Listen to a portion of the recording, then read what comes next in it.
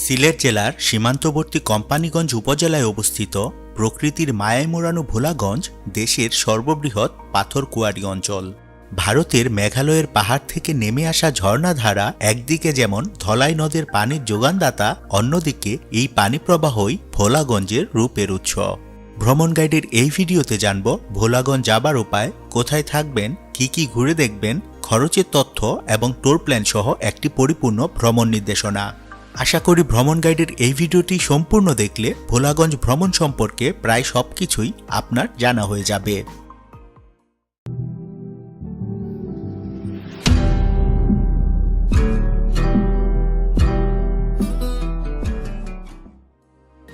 ভারতের খাসিয়া জৈন্তা পাহাড় থেকে ধলাই নদের পানির সাথে প্রচুর পাথর নেমে আসে।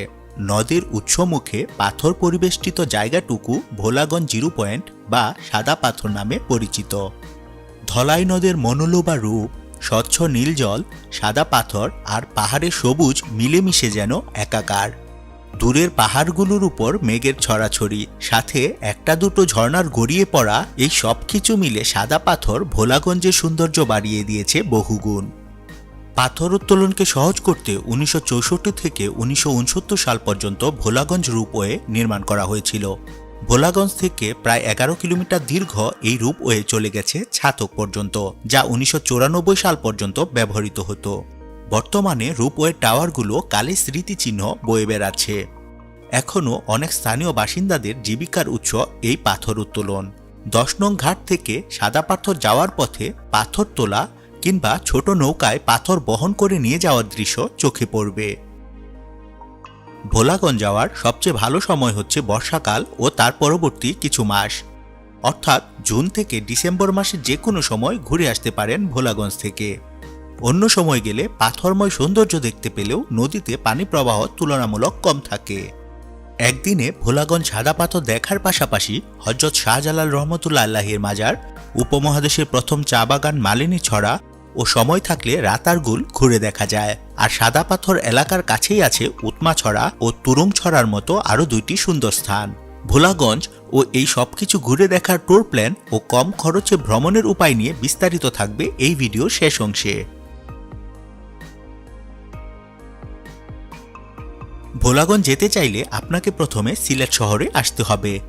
দেশের বিভিন্ন প্রান্ত থেকে নানা উপায়ে সিলেট যেতে পারবেন। ঢাকার ফকিরাপুল, গাবতলী, সায়দাবাদ, মহাখালী বাস টার্মিনাল থেকে সিলেটগামী বাসগুলো ছেড়ে যায়।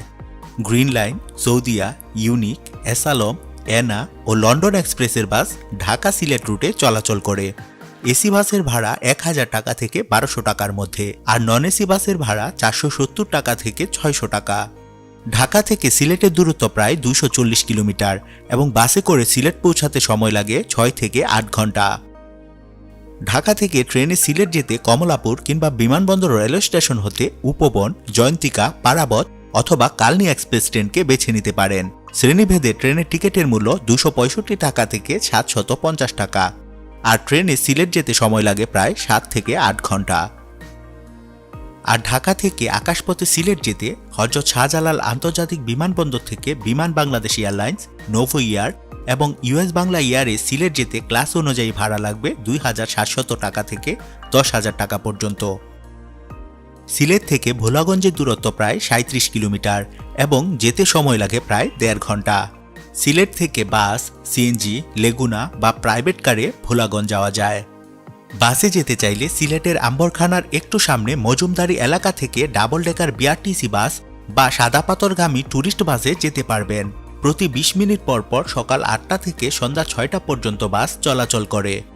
ডাবল ডেকার বিআরটিসি বাসে জনপ্রতি 60 টাকা এবং সাদা পাথর ট্যুরিস্ট বাসে জনপ্রতি 70 টাকা ভাড়ায় 10 নম্বর ঘাট পর্যন্ত যেতে পারবেন। লোকাল সিএনজিতে জনপ্রতি 130 টাকা থেকে 150 টাকায় ভোলাগঞ্জ যেতে পারবেন। সিএনজি রিজার্ভ নিলে যাওয়া আসা সহ সারাদিনের জন্য ভাড়া লাগবে 1200 টাকা থেকে 1400 টাকা পর্যন্ত। এক সিএনজিতে 5 জন বসা যায়। আর লেগুনা রিজার্ভ নিলে সারাদিনের জন্য ভাড়া লাগবে 2000 টাকা থেকে 2500 টাকা, আর লেগুনাতে সর্বোচ্চ 10 জন যেতে পারবেন। এছাড়া মাইক্রোবাস কিংবা প্রাইভেট কার রিজার্ভ করেও সরাসরি ভোলাগঞ্জ 10 নম্বর ঘাটে যেতে পারবেন। মাইক্রোবাস কিংবা প্রাইভেট কার নিতে খরচ হবে 2500 টাকা থেকে 3500 টাকা পর্যন্ত। ভোলাগঞ্জ যাবার সিএনজি বা লেগুনা পাওয়া যাবে আম্বরখানা মোড়ে, অথবা সিলেটের যে কোনো জায়গা থেকে দরদাম করে সিএনজি বা লেগুনা রিজার্ভ করতে পারবেন। ভোলাগঞ্জ 10 নম্বর ঘাট এলাকায় নেমে নৌকা নিয়ে সাদা পাথর জিরো পয়েন্টে যেতে হয়। সাদা পাথর যাওয়া আসা সহ নৌকা ভাড়া করতে খরচ হবে 800 টাকা। প্রতিটি নৌকায় সর্বোচ্চ 8 জন যেতে পারবেন।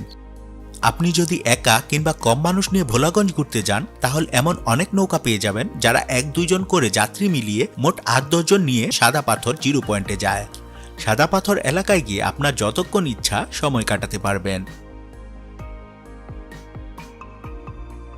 ভোলাগঞ্জ সাদা পাথর কিংবা 10 নং ঘাটে ভালো মানের রেস্টুরেন্ট নেই। চাইলে ভোলাগঞ্জের উদ্দেশ্যে রওনা দেওয়ার আগে সিলেট শহর থেকে নাস্তা করে নিতে পারেন, আর সিলেট ফিরে এসে রাতের খাবার খেতে পারবেন। তবে দুপুরের খাবার খাওয়ার জন্য ভোলাগঞ্জ 10 নম্বর ঘাটের বাজারে স্থানীয় হোটেলেই একমাত্র ভরসা। 100 টাকা থেকে 250 টাকায় বিভিন্ন মানের প্যাকেজে দুপুরের খাবার খেতে পারবেন। এছাড়া ভোলাগঞ্জ যাবার রাস্তায় কোম্পানিগঞ্জ উপজেলা সদরে দেশবন্ধু রেস্টুরেন্ট, আলম হোটেল এবং টুকের বাজারে নবীন রেস্তোরাঁ, মায়া রেস্টুরেন্ট সহ কয়েকটি সাধারণ মানের খাবার হোটেল আছে। ভোলাগঞ্জ বা কোম্পানিগঞ্জ উপজেলায় থাকার মতো তেমন ভালো আবাসিক হোটেল নেই। রাতে থাকার জন্য সিলেট শহরে ফিরে আসাই সবচেয়ে ভালো হবে। সকাল 7টা থেকে 8টার মধ্যে রওনা হয়ে ভোলাগঞ্জ ও আশেপাশের অন্যান্য দর্শনীয় স্থানগুলো ঘুরে দেখে বিকেল বা সন্ধ্যার মধ্যেই সিলেট শহরে ফিরে আসা যায়। সিলেটের বেশিরভাগ হোটেলগুলো শাহজালাল মাজারের আশপাশকে ঘিরে অবস্থিত। দরগা গেট হতে আম্বরখানা, তালতলা, লামা বাজার, কদমতলী পর্যন্ত বিভিন্ন মানের আবাসিক হোটেল রয়েছে। কম খরচে থাকতে চাইলে দরগা গেট এলাকায় 500 টাকা থেকে 1000 টাকার মধ্যে বেশ কিছু হোটেল পেয়ে যাবেন।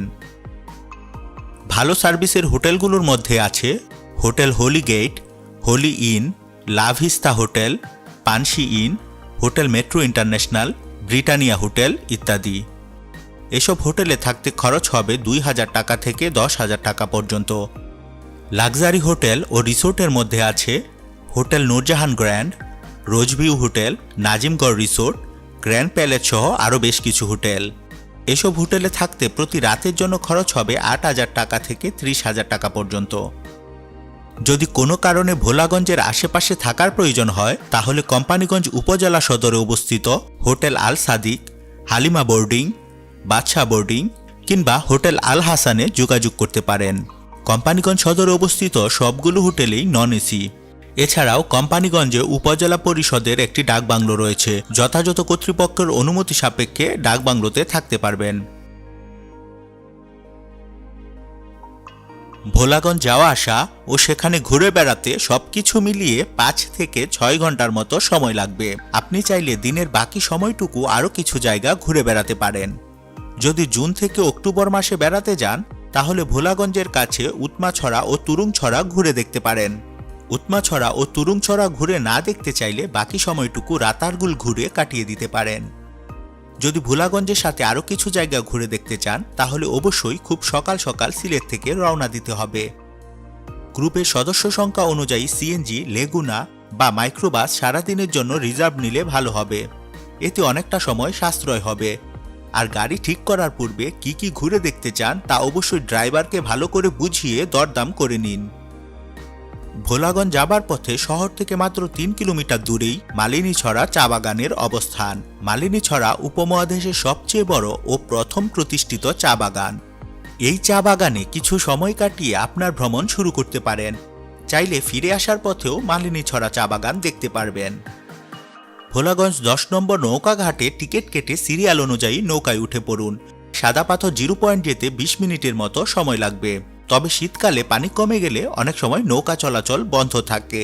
এই ক্ষেত্রে নদী পার হয়ে পায়ে হেঁটে সাদা পাথর পয়েন্টে যেতে হয়। সাদা পাথর এলাকায় যতক্ষণ ইচ্ছে সময় কাটিয়ে আবার ফিরে আসুন নৌকা ঘাটে। দুপুরের খাবার খেতে ভোলাগঞ্জ 10 নং ঘাটে অবস্থিত স্থানীয় হোটেলে যেতে পারেন। ফিরতি পথে রাতারগুল দেখতে চাইলে চলে যান রাতারগুল যাবার কোনো নৌকা ঘাটে। রাতারগুল ঘুরতে নৌকা ভাড়া লাগবে 850 টাকা। প্রতিটি নৌকায় 4 থেকে 5 জন বসতে পারবেন। রাতারগুল ঘুরে দেখে সন্ধ্যার আগেই ফিরে আসুন সিলেট শহরে। সিলেট ফিরে এসে হযরত শাহজালাল রহমতুল্লাহ আলাইহির মাজার জিয়ারত করতে পারেন। সেই সাথে রাতের সিলেট শহর কিংবা কিন ব্রিজ এলাকা ঘুরে দেখতে পারেন। বাজেট ট্যুর ও ভ্রমণ পরামর্শ। কিছু টিপস কাজে লাগালে ভোলাগঞ্জ ভ্রমণের খরচ অনেকাংশেই কমানো সম্ভব। যদি 4-5 জন কিংবা 8 থেকে 10 জন মিলে গ্রুপ করে বেড়াতে যান তাহলে গাড়ি ভাড়া করতে কিছু সুবিধা পাবেন। শুধু ভোলাগঞ্জ ঘুরে দেখার উদ্দেশ্য থাকলে গাড়ি রিজার্ভ নেওয়ার বদলে ভোলাগঞ্জের বাসে যাতায়াত করুন। হোটেলে থাকার ক্ষেত্রে দরদাম করে মোটামুটি হোটেলে রুম শেয়ার করে থাকুন। খাওয়া দাওয়ার খরচ নিয়ন্ত্রণ করতে সবাই মিলে ভাগ করে খেতে পারেন। নন এসি বাস অথবা ট্রেনে সুবন চেয়ারে গেলে যাতায়াত খরচ নিয়ন্ত্রণ করতে পারবেন। আর ছুটির দিন বা পিক সিজন ছাড়া ভ্রমণে গেলে অনেক কিছুতেই ছাড় পাওয়া যায়। ন্যূনতম খরচের হিসেব করলে ঢাকা থেকে একদিনের প্ল্যানে 4-5 জন মিলে ভোলাগঞ্জ ঘুরতে গেলে জনপ্রতি 1500 টাকা থেকে 2000 টাকাতেই ভোলাগঞ্জ ঘুরে দেখতে পারবেন। সাদা পাথর সীমান্তবর্তী এলাকা, তাই সীমান্ত এলাকার নির্দেশনা মেনে চলুন। পানিতে নামার সময় বিশেষ করে বর্ষাকালে অতি সতর্ক থাকুন। যানবাহন ভাড়া করার ক্ষেত্রে অবশ্যই দরদাম করে নিন। আর এমন কিছু করা থেকে বিরত থাকুন যা প্রকৃতি ও পরিবেশের জন্য ক্ষতিকর। ভোলাগঞ্জ ভ্রমণ সম্পর্কে যদি আরও কিছু জানার থাকে তাহলে কমেন্ট করে আমাদেরকে জানাতে পারেন। যেহেতু সময়ের সাথে অনেক তথ্যের পরিবর্তন হয় তাই আপডেটেড সকল তথ্য ভিডিওর নিচে ডেসক্রিপশন থেকে পড়ে নিন। সাবস্ক্রাইব করুন ভ্রমণ গাইড আর পাশে থাকা বেল আইকনে ক্লিক করে ভ্রমণ গাইডের পরবর্তী দারুণ সব ভিডিও নোটিফিকেশন সবার আগে নিশ্চিত করুন।